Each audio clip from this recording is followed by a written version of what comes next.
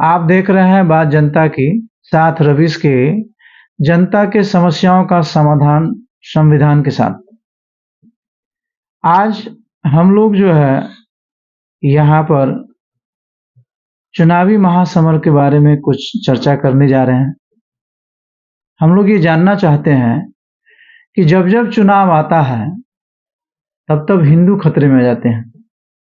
इतना चुनाव हो चुका है, आज तक इन हिंदू का खतरा खत्म नहीं हुआ। जब जब चुनाव आता है तो चुनावी महासमर में भ्रष्टाचार का मुद्दा बहुत ज्यादा छाया रहता है। चुनाव खत्म होते ही भ्रष्टाचार भी कम हो जाता है। जनता आखिर क्या सोचती है इसके बारे में, किस तरीके से सोचती है? जनता को आज के डेट में क्या सोचना चाहिए? कौन से किस नेता को चुनना चाहिए? अपने कैसे उत्तराधिकारी को चुने वो?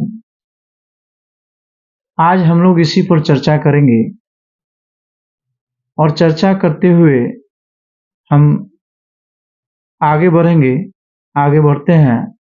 हमारे साथ इस वक्त जो है हमारे ही शिक्षा जगत के एक शिक्षक भी हैं।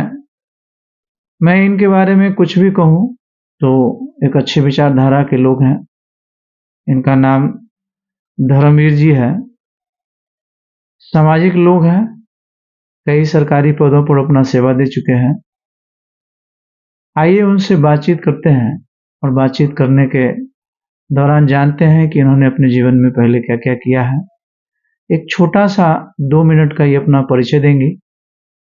जी नमस्कार सर। नमस्कार सर, नमस्कार। धर्मवीर जी, सबसे पहले आप अपने बारे में कुछ बताएं कि आप। जी सर, बस 2 मिनट में आपको हम बताते हैं। जैसा कि मेरा नाम धर्मवीर कुमार हुआ, मैं एजुकेशन से लगाव रखता हूँ, शिक्षा से लगाव रखा हूँ। और जैसा सर बताया कि इन्होंने कई सरकारी सेवाओं पर सेवा भी दिया है। हाँ, मैंने एक कार्य भी किया है। मैं पंचायत रोजगार सेवक के पद पर रहा, उसे मैंने त्याग पत्र दे दिया। उसके पहले मैं अजमेर रेलवे भर्ती बोर्ड ग्रुप डी में के पद पर था। किसी कारणवश वो भी हमने त्याग कर दिया। तो उसके बाद हम जो निजी शिक्षक के तौर पर मैंने कार्य किया, कोचिंग वगैरह चलाए, स्कूल, प्राइवेट विद्यालय इत्यादि का संचालन किया। इस दौरान मेरी शिक्षा के प्रति रुचि कमी नहीं और आत्म ज्ञान भी मैंने लेता रहा और लोगों को संघर्ष के लिए प्रेरित भी करता रहा। मैं खुद कई एग्जाम का एस्पिरेंट भी रहा। बीपीएससी जो सिविल एग्जामिनेशन होती है, 3 चरणों की एग्जामिनेशन होती है। मैंने 3 बार उसे त्रिस्तरीय एग्जाम में 2 स्तर प्री और मुख्य परीक्षा में सफल रहा। जो साक्षात्कार होता है, व्यक्तिगत दक्षता परीक्षा जिसको हम लोग कहते हैं साक्षात्कार, तो उसमें मैं सफल नहीं रहा। मेरिट मेरा नहीं बन पाया, मैं उससे वंचित हो गया। उसके बाद मेरी प्रयास की सीमा तो जारी रही, लेकिन मेरी उम्र की सीमा खत्म हो गई। क्या लगता है कि इंटरव्यू में जो है आपके साथ किसी तरह का भेदभाव किया गया है? सर, जहाँ तक कि मेरी जो प्रयास अच्छा रहा, सब कुछ अच्छा रहा, परिणाम मेरे अनुरूप नहीं आया, तो कहीं न कहीं मुझे इस चीज़ को सोचने पर मजबूर भी मैं खुद हुआ कि आखिर में मैं इतना अच्छा प्रयास किया, मेरी सब कुछ सफल रही, फिर मैं आखिर में साक्षात्कार में सफल ज़्यादा मुझे मार्क्स क्यों नहीं मिल पाया? तो जब मैंने इस पर मंथन किया तो बहुत सारे मेरे दोस्त वगैरह भी ऐसे रहे जिन्होंने अंतिम चरण में सफलता नहीं पाई। और जब मैंने एक अपने आप को देखा तो वो जितने सारे लोग थे, वो सब हम लोग के पिछड़े समाज के ही लोग थे, जो साक्षात्कार में उनको बहुत कम नंबर दिया गया। अब क्या कारण हो सकता है, आप भी समझ सकते होंगे। मतलब कुल मिला के आप ये कहना चाहते हैं कि किसी एक वर्ग और किसी एक जाति के लोगों को या फिर SC ST OBC समूह के लोगों को ही साक्षात्कार में कम से कम आंका गया है। देखिए, एससी, एसटी, ओबीसी के जो वर्ग के लोग हैं, उनको हाशिए पर आज से नहीं बल्कि शुरू से ही रखा गया है। और साक्षात्कार जो होता है वो व्यक्तिगत परीक्षा होती है, उसमें संपूर्ण अब तो कुछ बदलाव आया है। अब फिलहाल इधर 2-3 वर्षों में बदलाव आया है कि जो साक्षात्कार होते हैं उसका एक वीडियो कॉन्फ्रेंसिंग होता है। बजाते एक एक एक ये जो प्रवेश करते ही आपको एक एक फिक्स नंबर दिया जाता है, लेकिन उससे पहले ये सब चीज़ नहीं थी। ना कोई रिकॉर्ड होता था साक्षात्कार का, क्या नंबर दिया जा रहा है वो डिपेंड करता था इंटरव्यू लेने वाले पर। तो बन कहने का मतलब ये है कि आप सिस्टम पर सवाल उठा सकते हैं, सिस्टम आपके लिए आपके अनुरूप काम नहीं कर पा रही है। सिस्टम तो बिल्कुल रूप से माने कह सकते हैं कि जो सिस्टम है वो सिस्टम बिल्कुल वैसा नहीं होना चाहिए। जब आप सब कुछ फेयरवेल में करेंगे तो किसी को शंका नहीं होगी। कोई भी प्रकार का यहाँ पर क्लैरिटी नहीं रही, इसका शंका होना तो जाहिर है। आज भी जो बच्चे प्रतियोगिता परीक्षा के बच्चे हैं, अब तो बहुत सारे जागरूक हो गए हैं। अपनी सोशल मीडिया आप जैसे लोग जब आ गए हैं तो अब सरकार को भी लगने लगा, आयोग को भी लगने लगा कि नहीं भाई कुछ सुधार होना चाहिए, कुछ ट्रांसपेरेंसी होना चाहिए। तो अब थोड़ा-थोड़ा सुधार हुआ है, लेकिन फिर भी जो आना चाहिए, जैसे बच्चे जो अगर एग्ज़ाम देते हैं तो उनको उन्होंने क्या अपना दिया, क्या उन्होंने अपने प्रयास की, उन सबको उनको क्लियर मिलना चाहिए कि आपने इतना बनाया, आपने ऐसे किया, आपने यहाँ गलती की।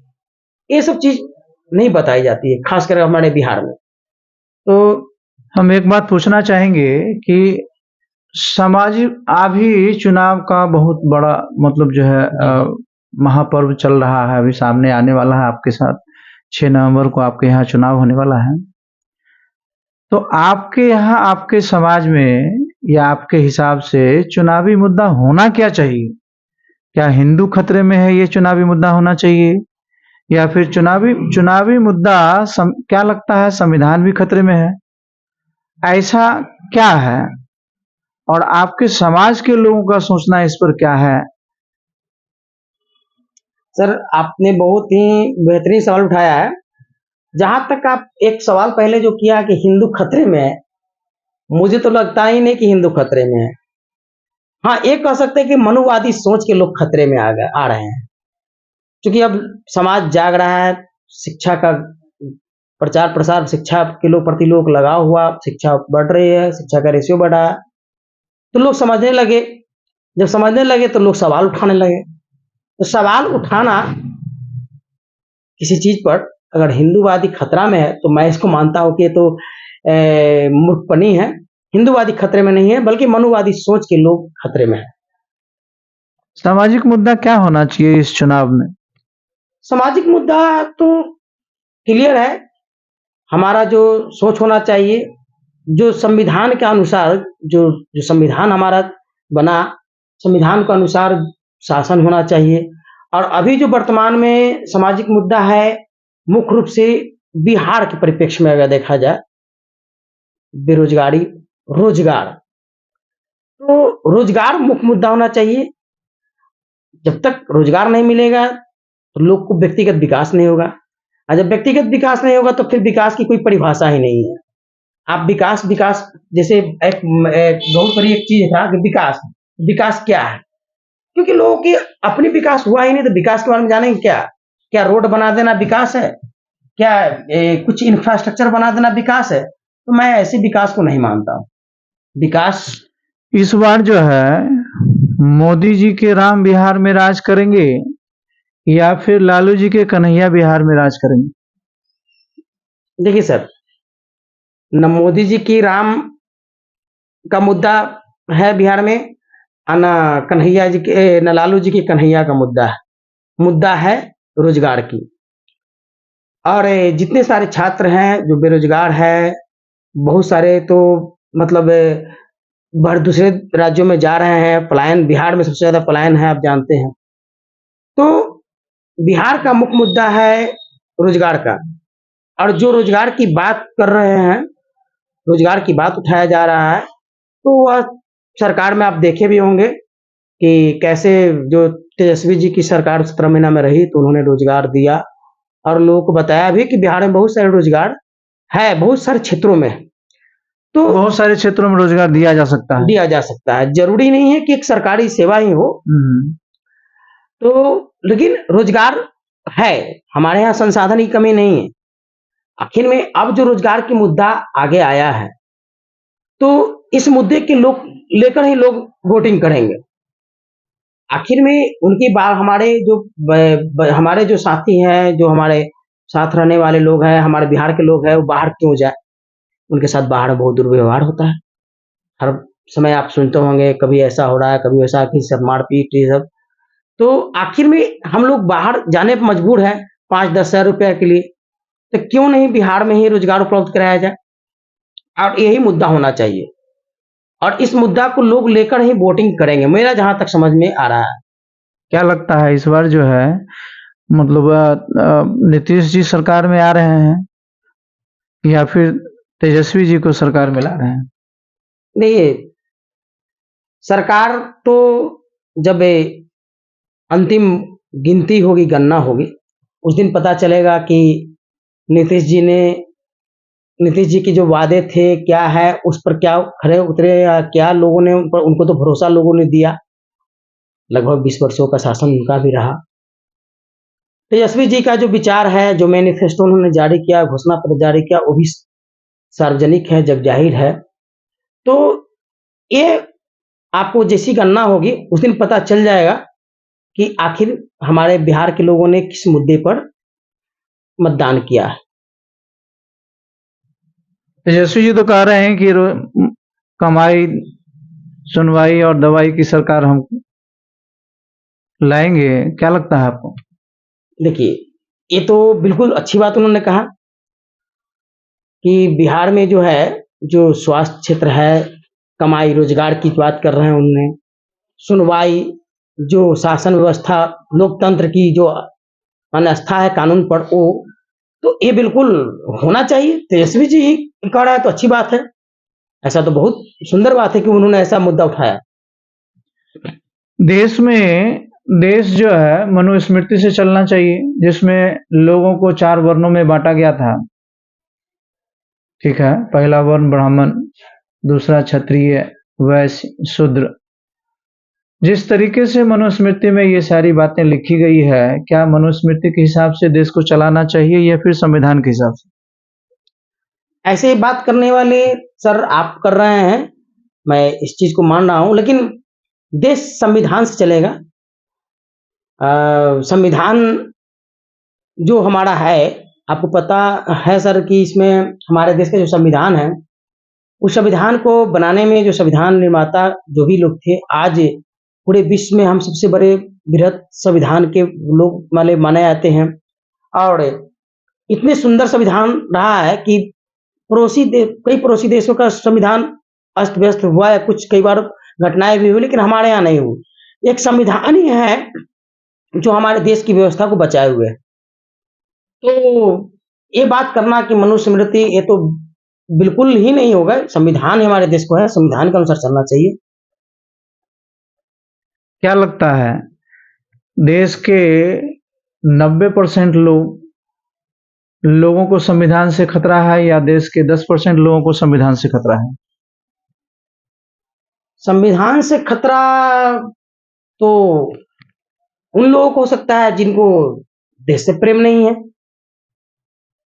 यहाँ 90-10% की बात तो मैं नहीं कर रहा हूँ। जो लोग भी अगर संविधान से खतरा मान रहे हैं, तो मैं उनको समझूंगा कि उस देश के लिए खतरा है।